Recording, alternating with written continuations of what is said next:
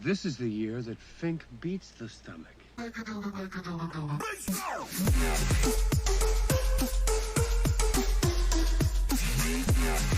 to Fink Beats the Stomach, our bi-weekly take on the world of competitive eating. I'm Mike Sullivan. And I'm James Blendori.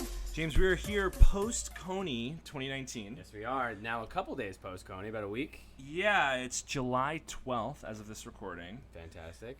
Cheers, buddy. Cheers to your birthday that happened on July 7th. Cheers to Nathan's birthday, which is what I consider July 4th. I assume it's their birthday of some sort, but cheers mostly to you. Cheers to you.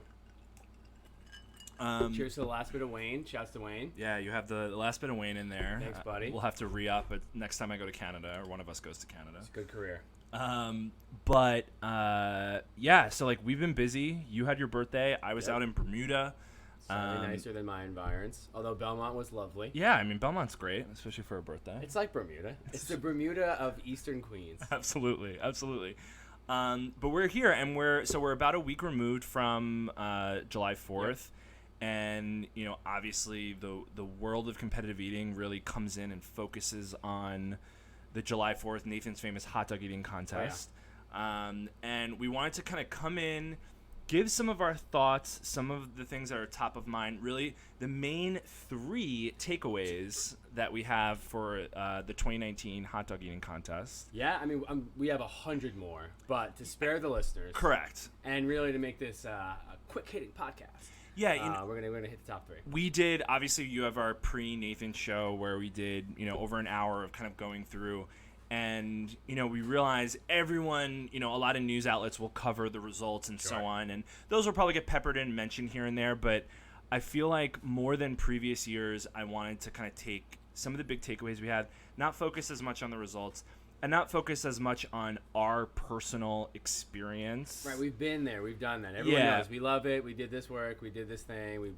Actually, I didn't interview anybody this year, not until the after. Right. And that's probably all off the record. That's all off the record, but I did make a lot of connections. I was networking, as you know. But yeah, no, it obviously, you know, on a personal note, it was a ton of fun. We both separately, I think, had a good time at the event. Fantastic time. And at the end of the day, it's obviously the best part about it is just getting to see all the eaters that come into town, the new friends, the old friends. Yep. So that was all amazing. But for the listeners, for people who are here for the competitive eating content, that's right. We wanted to kind of go through our top three takeaways from the event.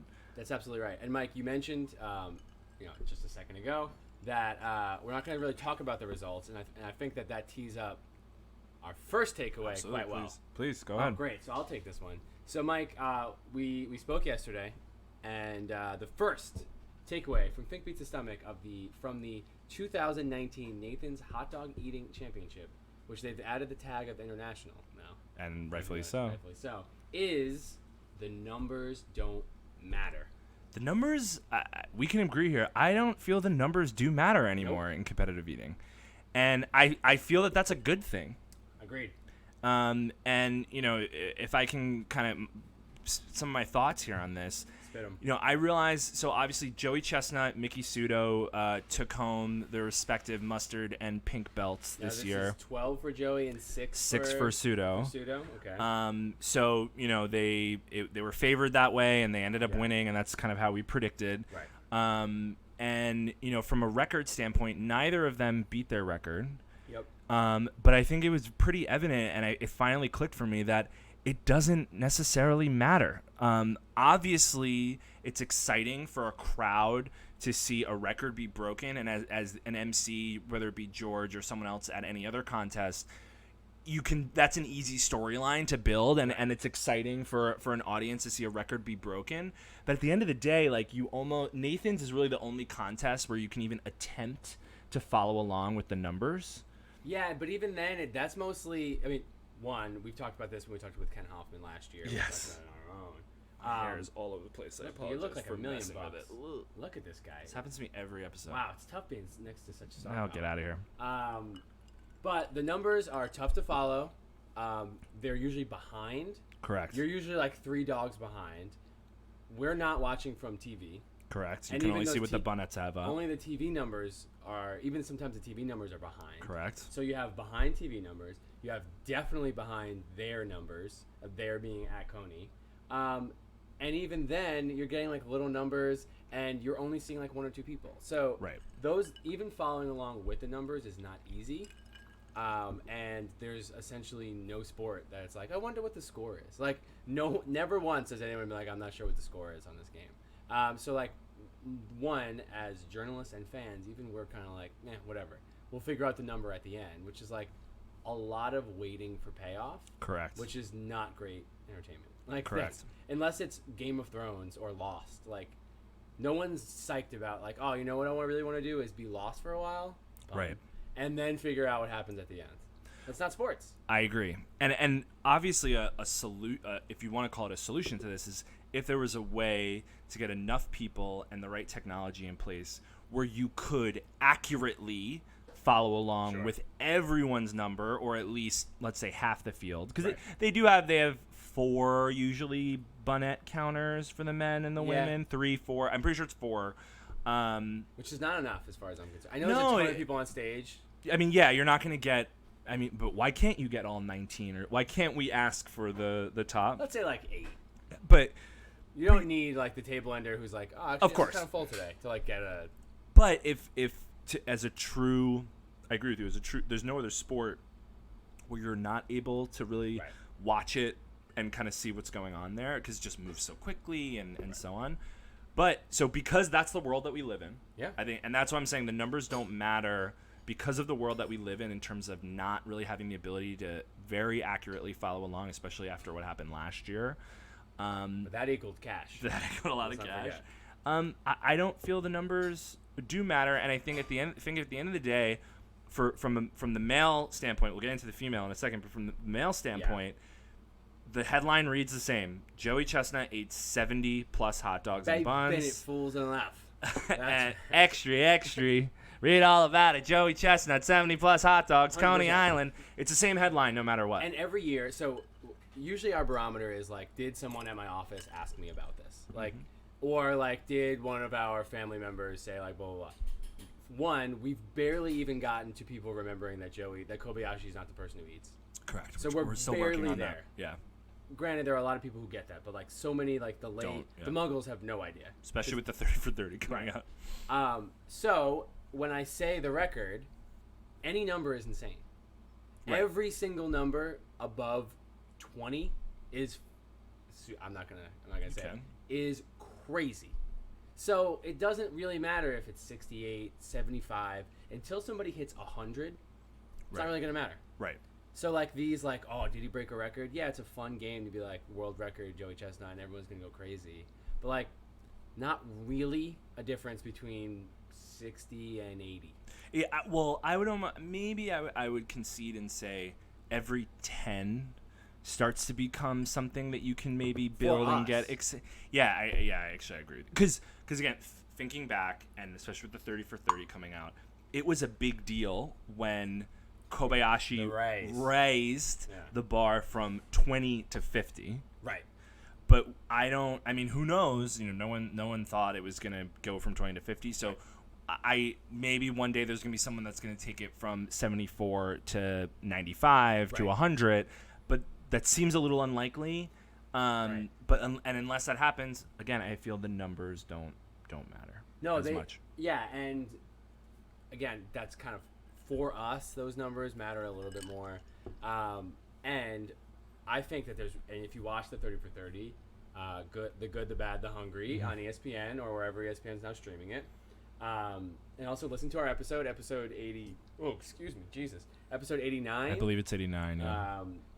Yeah. We talked about the show. We talked about the 30 for 30, the movie. That was a specific time and place in the world of entertainment, in Major League Eating, in like international like that was Y2K. Everyone was going crazy. Like everything was nuts. I'm not sure that even another jump does as much to move the needle. I agree. And I feel, and the other thing too is, I realized in watching a lot of the previous year's contests that were being replayed on ESPN, even with the Kobe Joey years, they were building up. They made a conscious effort, for one reason or another, to really build up Pat Bertoletti. Interesting. Which they don't really do anybody outside of 1-2 now. Well, They now kinda ditched the correct. second tier. But so I feel it must have been a time where they knew there were some troubles with Kobayashi, Oh, interesting. and that maybe he was going to be on the way out anyway. Huh. So they were like, okay, how do we? This is my guess. Right. I don't know. How do we build up our next person? Okay, our next person line is Pat Bertoletti, and they did a whole, the year I saw, I believe it was 2010 or it was either 09 or 10, where they were like, he's a chef for people who are trying to eat healthy or special like diet planning, Imagine they did and it showed him like in the back in the kitchen, like doing his like real job. Imagine you just put him into the Matt Stoney bit with his grandparents. Like that's almost what they did. Like just like wise guy, crazy guy, but being like, just love my grandma. Like that would be a good bit. I want to see him at home. But that's almost what they did, where they did. We're gonna go on location. We're gonna see what this guy's about. And this year, to your point, 1 and 2, Darren Breeden and Jeff Esper were tied in terms of qualifying numbers. Right. So that they did a whole package with Joey, Stoney, Esper, and Darren. So they'll always take whoever the next competition is because they have the airtime for it. Yeah. But the numbers don't matter. Right. They're not like, oh wow, because if you really told the truth, you'd go, oh wow, Jeff Esper, number 2. 20 plus dogs behind Joey. Mm-hmm. Does not matter that they're 20 plus dogs behind and you're Joey. still able to build up a story of this guy from Oxford, Mass, who's a high school teacher. He wears the Red Sox hat, but he's not really he's not as big of a Red Sox fan. Right. He's beaten Joey at 2 other contests before. Which also is underplayed. The numbers don't matter.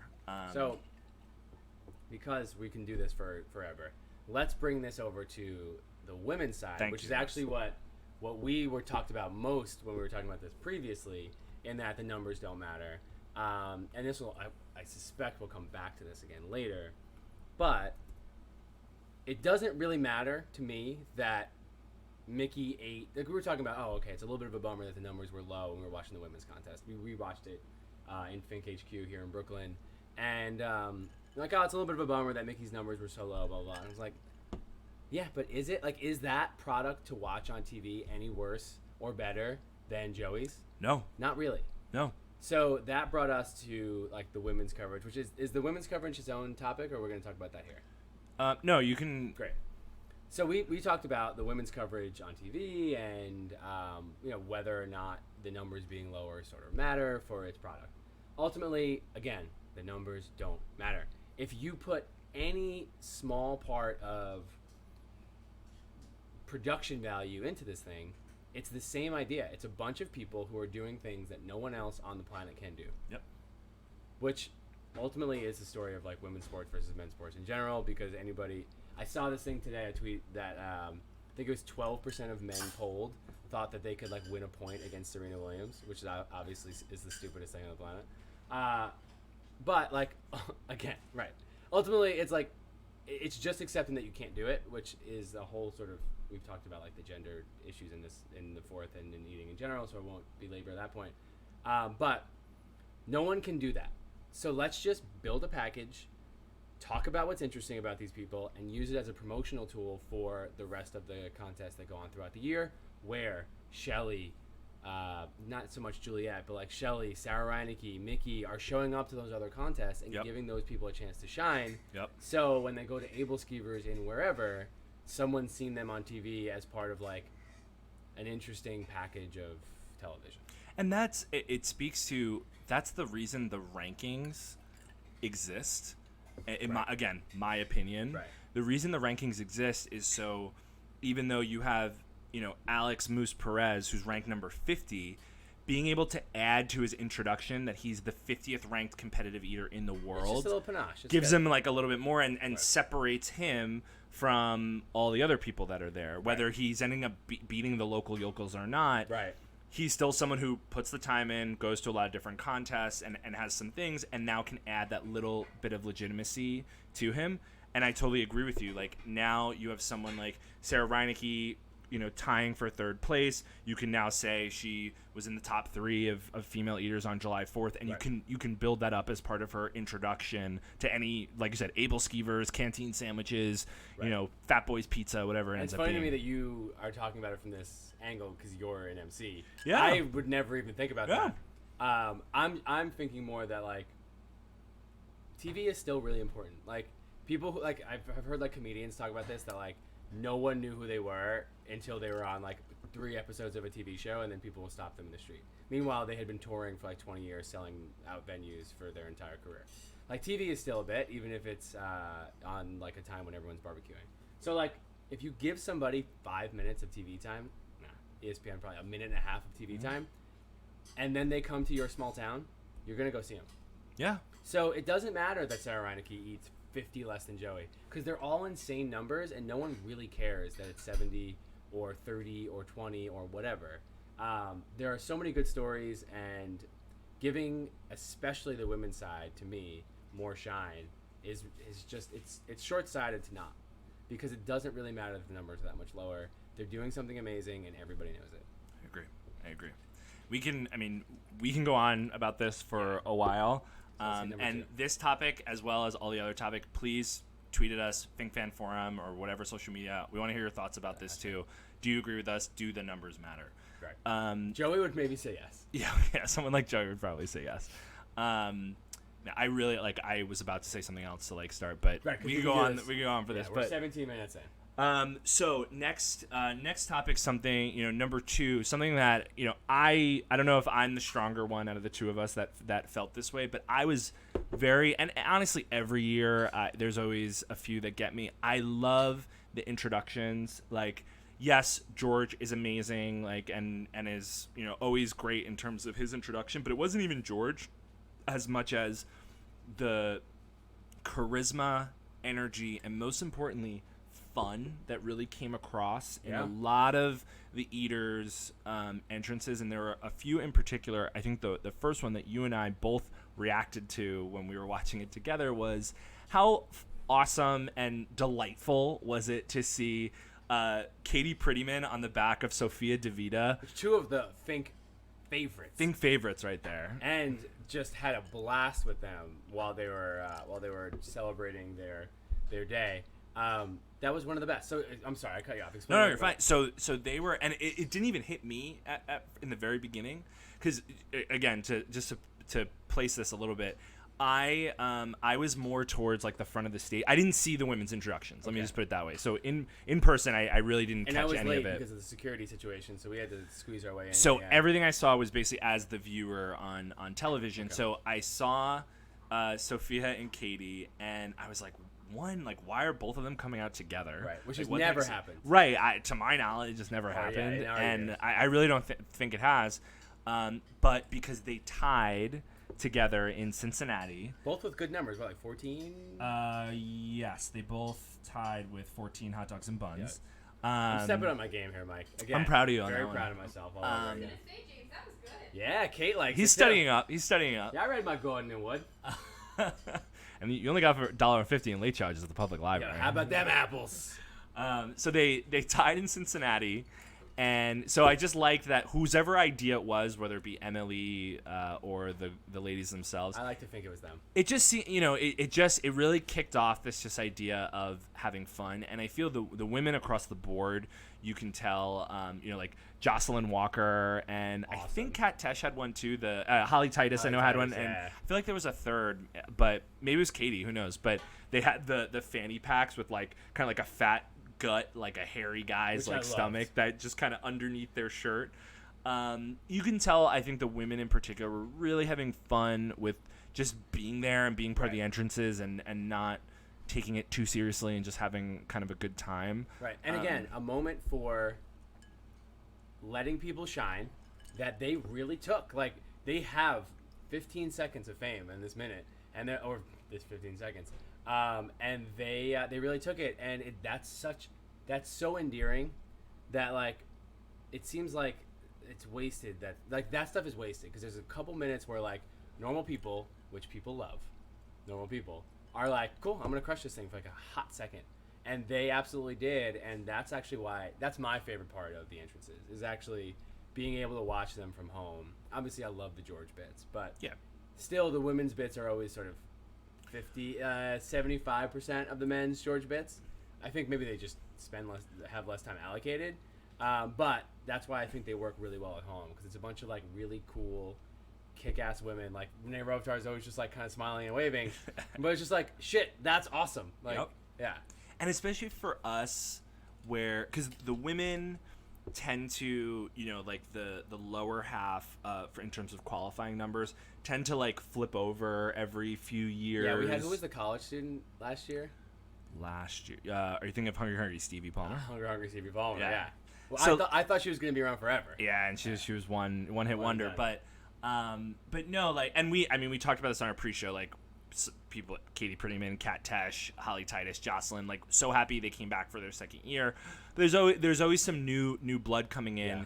and we tend to, whether it be through spotlights or just social media in general, get to know them a little bit before the contest. Yeah. So then seeing them there, especially when it's their first time, and putting the work in of like, I went to this qualifier, I ate these hot dogs, whether however many I ate, and seeing, like, I feel like for a lot of them, all of it is worth it for like the 3 seconds they get on ESPN. For the ones that we're friends with on Facebook or Right. Instagram, like it never fails. They do the screen grab, Of course. because they get the chyron of Julie Goldberg studies under the tutelage of Crazy Legs Conti, like the whole thing. And also, it's a funny moment where they're like, "Oh, this is real." Right. Like that's the moment where they're like, This is "Oh, ESPN. like I went to this thing, I ate 12, 10, 9.5 dogs, and now we're here. Like we're doing this weird thing, and everyone's freaking out. It's awesome. It's such a cool moment in like humanity. It really is, and I have to give another shout out to Jules, because Big shouts. I stopped by Professor Tom's on Wednesday night. Did you? Yeah, I did, because I basically I got in, got my stuff settled, and I was like, I need a bite to eat. I was like, I know Seattle's gonna be behind the bar. Like, let me. You came like, from Brooklyn to. Well, I went from Long Island to the Maxwell. Oh, Got- I thought you meant when you've been back. I think No. This is the day before. This is July 3rd. Got it. July got 3rd. it. That makes way more sense. Yeah, I so thought you were just hanging out. No. I went to go get a bite to eat, and Jules was at Tom's the night before, and she was just so amped, like, for the entire thing. Because she lives in New York City, so she decided to not stay at the Maxwell. Like, she was just like, I'll get there, but met us to like take the bus to do the whole thing. She was like, I was talking to Michelle Lesko, and she's like the nicest person in the world, and we did a training run, and it was like that. You just saw like the excitement for the world of competitive eating, and that comes through not only with Jules being the best example, I feel like, this year, but through a lot of the female introductions. You kind of see their excitement of being a part of it. And I love too, like, when someone, I appreciated Sarah Reineke's eagle balloon following her, something unique, Right. And actually, even to bring it to the men's side, like seeing, not necessarily again, because we watched the women's together, so I actually don't know that I've like watched with the sound on the men's on TV, but I saw them live. Like Juan Niave being like coming out, rocking the flag, like being super excited. Darian Thomas being like, he was super excited the whole day. Just happy to be there. Like, and so like, I know we tend to like to give shine to the women's side on this day, but like, I feel like there were a bunch of men who were really like, you know what, we're amped to be here. Like, there's a bunch of guys who obviously have been there like 100 times who are still excited. Pablo still gets amped. Juan still gets amped.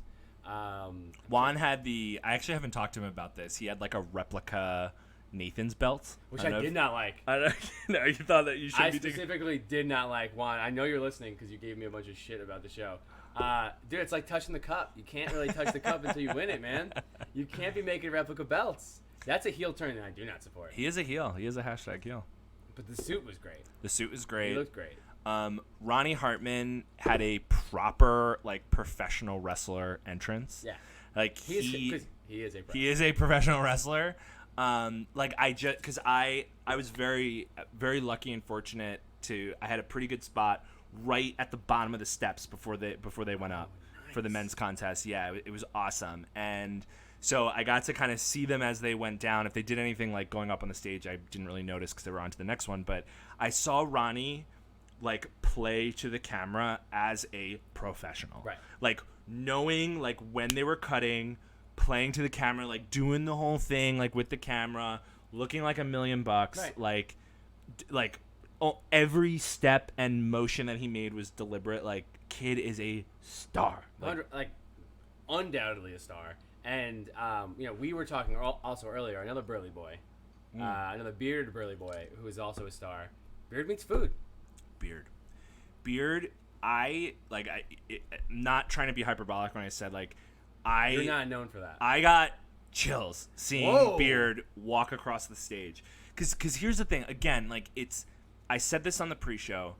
I love the built-in storyline of an Englishman coming to Coney Island on July 4th to challenge Joey Chestnut or whoever it is to try to take the mustard yellow belt. You know, the 30 for 30 is all about the storyline of winning back the belt from Japan and blah blah. What better than July 4th to have a British competitive eater really challenge for the belt? Yeah. Which of course is, he was giving us guff on social media being for my pick of having him in the top 5. He ended up finishing 10th with 28.5. Whatever. But just seeing, if you didn't watch the broadcast, definitely go, or don't remember this, go back and check it. And I don't know how purposeful or planned it was, but he had this kind of strut out, almost in my mind, military-esque, Revolutionary War, strut. So he's a redcoat. When Beard rises, or gives himself a raise through the ranks and is a proper challenger, he needs to come through with a red coat, and rip it Yeah, CL knows how to get a prop red coat, no doubt about it. He knows we can figure it out. He knows someone who worked costume on whatever John Adams miniseries, no doubt about it. But he just he was stroking the beard, doing the thing. And he said he was nervous when we talked to him after. Right, which you couldn't tell. It's dude, didn't that's come you through. Nervous. Jesus Christ. He had with the England flag on his wristbands. He went and then did a turn and the point to his back of his name as George. Perfect again, perfectly timed, and I am 99.99% sure they don't rehearse and do a run through for that. They don't know what George is gonna say. Yeah, so it's just the fact that all of that just came through. Again, I might be looking at it with rose-colored glasses. Keep them on, I love it. Again, the entrances across the board are always just a lot of fun, and again, going back to the fact that the numbers don't matter, it's the pageantry and the excitement, and it comes across. As whether a viewer or someone in the crowd, the people who are really excited. And granted, I don't want to call anyone out, but there were a few, I think the women are a little bit more fun than the men because some of the men take it so seriously. Yeah. There were a few people who literally, whether they're nervous or they're taking it seriously or whatever, so nervous, are just kind of I'm just walking out and I'm doing this. Maybe I'll give a wave, maybe I won't, but I'm just doing this thing. And I go, and that's fine. I get it. I haven't done what you guys do. It's just not great for a podcast. But or TV or whatever. And that's fine. I want it to be professional wrestling. It doesn't necessarily have to be. Wait, what was who's the shitty guy who made that wrestling video? Wrestling is Max Landis. Max Landis. What was it? Wrestling is nothing or I think it's wrestling isn't wrestling. Wrestling. Or wrestling is wrestling or wrestling isn't wrestling. I'm actually mad I brought it up now. That's a great video though. Because that guy sucks. He does suck, but it's a great video. It is a great video. We watched that 100 times in the old apartment. In the first, we might roll it back after this Fink episode. HQ. That's one of that and Creed were both watched on that bed. So yeah, I mean, I'm just kind of looking through the men quickly. Honestly, those were the big ones coming through. I mean, obviously, it's just great to see, especially on the men's side, guys who we have known, some of them since the jump of the podcast. So to see them come back, it's always great. But honestly, I'm the same way with wrestling too. I like the entrances usually more than the match because I love the pageantry. Also, I don't know if this may have been off the record, but I'm gonna risk it. Me, Ronnie Hartman. I'm telling you, I was getting scoops out there, Mike. Me, Ronnie Hartman, Matt Hazard. Big shouts to both of those guys. I had a blast. I mean, I had a blast talking with everybody. I feel like this was one of my favorite Tom years. Yeah. For the after party, 7:33 p.m. Password to Swordfish. Me, Matt Hazard, Ronnie Hartman. We're talking about setting up a wrestling promotion with the two of them, where I would be one of their managers. But the Burly Boys. The Burly Boys, yeah, exactly, because they thought it was brilliant. Ronnie was teaching Matt how to take moves. He's like, "No, dude, it doesn't hurt that much," and his arm went by my face, and I was like, "No way, that definitely hurts." But he was giving him these little elbows and these little forearms. He was like, "No, it's cool, dude. I'll plan the whole thing out. I like to do that before the show." So first of all, Ronnie, if you're watching or listening, I'm in. I'll put on 100 pounds if I have to be Heyman. I do not care. To be, yeah. You got to grow a ponytail out. Fine, and whatever. then get the Whatever cap. hair is left back there, I'll grow the fucking thing out. I'm in. I love it so much. But they fully are in and love the idea of like making it wrestling. That's what I've Or we're wanted it just to gonna be start from the wrestling. I'm not beginning. sure. We Yeah. don't even- Or is Matt Hazard gonna now become a wrestler? Yeah. Tom could be his manager. I would be Hartman's manager. And it's a storyline of rivalry, but then eventually they become friends, And and then- then you become the Burley Boy stable, where you and Tom as managers also come together. And somehow we have to defeat One More Bite. You see here with his fake belt. 100% easy. We need a woman to fight Sarah, though. Because they don't do mixed in WWE, do they? Yeah, but in everything non-WWE, there's some great intergender Then I'm wrestling. in. Then I'm back Yeah, in. so- I just want to make sure. and we I'm follow sure the rules. Sarah is listening to this being like, I will fight all of them. No, Sarah could murder everybody I've ever met. I know that to be a fact. So, like, I just don't want to. I don't want it to be taboo in the wrestling world. That's all. Only WWE. So Yeah, on the indies, it's no holds barred. great, because they fight in Saudi Arabia. That's more offensive to me than any part of any sort of Yeah, fighting, exactly. Right. Um, Also, it's offensive to John Cena. And if it's John offensive Cena's to not John gonna go. Cena, I'm out. Yeah, because I don't like John Cena, but he earned my respect. We gotta watch that commercial Well, that he did. after that. America's a lot of things. Anyway. So anyway, to bring this back, so our number 2 big takeaway was the entrances, Entrances. the fun, everything. So, Pageantry, dynamite. again, hit us up. Let us know what your favorite entrance was. Hashtag Fink Fan Forum if you want to tell us how you feel about it. For our next topic, I do want to give. I know we said it wasn't going to be results based, but I do want to give a shout out quick to the top 3 on each side. So on the female side, Miki Sudo, Michelle Lesko in second place, and tied for third, Juliet Lee and Sarah Reinecke. Is that 4? So that would be a 4, but a tie for third. And then the top 3 on the male side: Joey Chestnut, Darren Breeden, and Jeffrey Esper. Which brings up, really, James, our third takeaway is being reflecting really on the future, not of competitive eating, not of the sport, but the future of the Nathan's Famous Hot Dog Eating Contest. Right, because the scope of talking about the future of the sport, I believe, is a little bit outside of our whatever the not very tight deadline. Yeah, We have to go. We'll be out of here eventually. We got to go somewhere. Yeah. But we talked about this. We kind of touched on similar topics Yeah. on the way here on the road to Coney. Yabba-doo.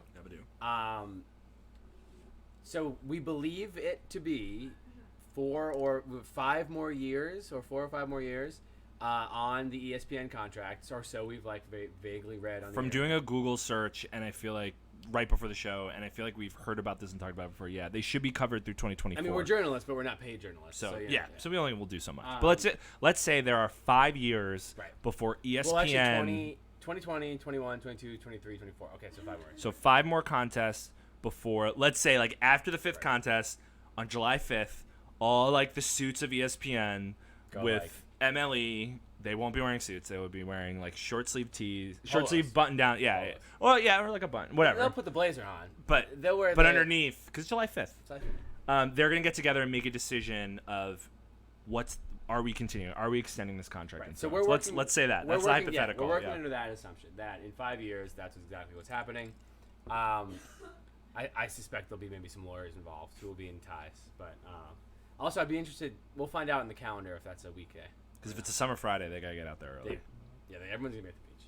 But anyway, so if we work under the assumption that there's in 5 years there's going to be an assessment.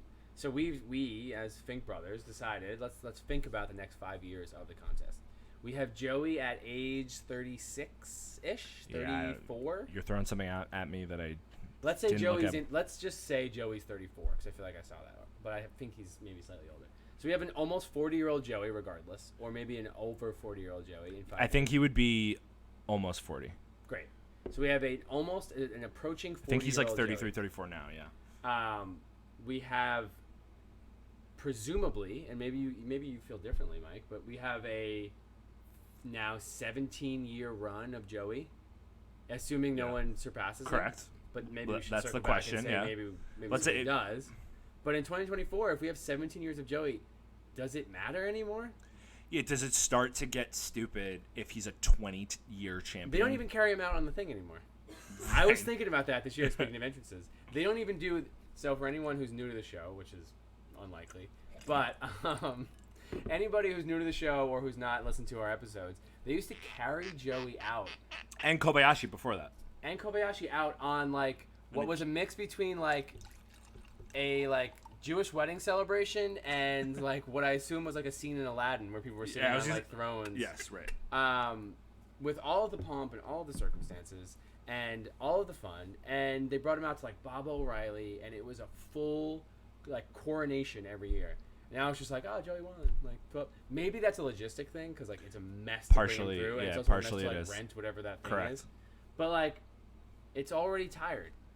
So if we have 5 more years of this, I don't think that it really survives with the same excitement if we're doing the same thing in 5 years. But with that said, I will pose to you: do you think we're doing a Joey 17-year celebration in 5 years? I hope not. For the sake of the sport and and the event itself, I will always root for an underdog and for an upset. It is not a we've said this on roundtables before. Like, I would almost always, when there was a viable contender, I would always pick that underdog to dethrone Way more fun. Joey, because it's just more exciting that way. I think. I mean, but again, you look at the fact that Darren and Jeff are 21 and 24 hot dogs respectively, gap between them and Joey. So now we're not talking about the numbers. We're talking about whether you can win. Correct. Right. Like, so it doesn't really matter that they're 20 behind for the numbers. It matters that they can't make up 20 dogs. Correct. Like, right. That's a big gap, and so yes, I hope so. I mean, you never know. I mean, Carmen came out of nowhere. Are you talking about Carmine Cincotti? Carmine Cincotti came out of nowhere. Developer? His first subscribe to the New York Times. His first qualifier, he ate 13, then came back in 847, then came back in 860. Right. If he was eating in 2019, would he have done it? Like, no, who knows? But he flew too close but then left. Right. So could another Carmine come? Perhaps. You never truly know. No, but Max Suzuki was supposed to be that. Correct. And no disrespect to Max, he's not there. He's what, 48? He ate 41 in his qualifier, 39 on the day. He got 5th place. Sure. So, like, again, you don't need to eat 70, but you need to eat 60 something to win. Yeah. I don't know. Here the validation for me personally is just, I know someone like Darren Breeden is dedicating every free moment that he has to try to get better. That's my assumption, just seeing how involved he is in the world of competitive eating. Based on everything I've seen. So the fact that he is able to eat, of course, a very impressive 50 hot dogs and buns on July 4th, but that's a 21 hot dog gap. But then you start to go, the numbers don't matter. So what happens if 3 years from now, because Joey isn't necessarily slowing down. No, he's just as high. I mean, I still call into question, based on the controversy last year, how we feel about 74. Right. So to me, anything above 70 is like basically the record-ish. But let's say there's a scenario where before this contract discussion has to happen in 2024. And for Joey, I can't imagine Joey's a lifelong contract. Well, There'll be a couple of years where they have to have some tough conversations too. Let's just say, in theory, in 2022, Joey's condiment line is taken off. His wing sauce line is taken off. I would love that for him. He's just saying, he's like, you know what? I'm not going to put my body through this. I've won it 15 times at this point. I'm going to retire. And he bows out. Right. Darren comes in, eats 50 hot dogs, and wins. It's a true test of, do the numbers matter? Like, we never saw... There was always a really tight race in the 20s. And so you had different champions, but there was always close. Then you had Kobe dominate. Then you had Kobe and Joey. Then you had Joey dominate. But to me, it's a pre- and post-Kobe world. Correct. But I'm just saying, if Joey just leaves and the numbers then go back down, it's still an unbelievable Kobe's number of 50 to when Kobe first came. What will happen then? Does July 4th live on? So this is when it comes down to an ESPN sort of, but mostly an MLE conversation. We've seen some great stuff out of them over the years. You can manufacture the next Joey, whether it's 50, 40, 70, or 100. And that goes back to our first conversation of, like, just make it better. Like, and I can go. I have 100 ideas, none of which I'm going to give away free on this podcast. When we start a Patreon, that's when that'll come out. That's just devil. No one will subscribe to except for. My mom will throw us some shekels. I feel like Rachel would be like, yeah. Which big shouts. Bucket episode, sure. Yeah. Although she would just be like, yeah, what'd you guys talk about? I'm not listening. Yeah, I'm good. I'm not going to pay for that. But ultimately, you have to. This is when they have to create the next thing. So if it's, if Darren Breeden's the person, or if they just want to create whatever happens between Darren Breeden and Esper or whatever, it happens to be that both those guys are like pretty quiet guys. But you know what? So is Joey. So they created something out of Joey. This is really when you figure out if you can sort of create anything, or if like people are actually interested in the dogs. I suspect you have to create something. Yeah. So in 5 years, have you created something? This is essentially, to me, whether or not they could re-up for another 30. Right. But I feel like the clock has started ticking based on like Joey's age, the sort of how long does it just take before it doesn't really matter again. The clock's starting to tick as to whether or not the next storyline's ever going to come. The other thing to realize too is, so again, the mortality of the contest is kind of what we're talking about here. And this is on a year where I feel, everyone seems to agree, one of the best years in terms of the stage show and how smoothly it went, and how, again, the excitement. OJ had tweeted out that apparently the ratings came in. It was the highest rated thing for July 4th. Interesting. So, all that, we're talking about the mortality on a year where they seem to be never better. Sure. But even on the female side, Sonia Thomas retired, because Yep. when we had recorded, we hadn't had that confirmed. Sonia Thomas retired. It wasn't necessarily felt. But is that because someone like Mickey has stepped into those shoes and carried that now for, Mickey's sixth belt, I would say the past 4 years, it stopped. Once she beat her the third time, it kind of stopped being part of the conversation. Sure. So is that part of it? Maybe, but still, it's something to be said where you had such a pillar of a division fall off, and I didn't notice too much of a difference. No. So similarly, what'll happen with Joey? Granted, will someone be able to carry the torch to the same height? Maybe, maybe not. If they don't, will it still continue? Yeah, because actually something I had not considered is whether or not people are just going to watch, whether or not there's a rivalry or And I think a lot of people watching. will. I think I've talked to a lot of people that, you the Nathan thing, that's really cool. Oh, every year we do that because it's on at noon.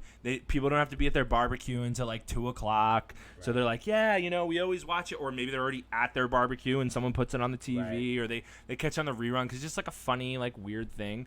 Yeah. So yeah, whether the top person's eating 74 versus 50, it's what we said in the beginning. The numbers don't necessarily matter. Yeah. So. Yeah, so that's actually the interesting thing that I had not considered in all of our conversations is who's watching.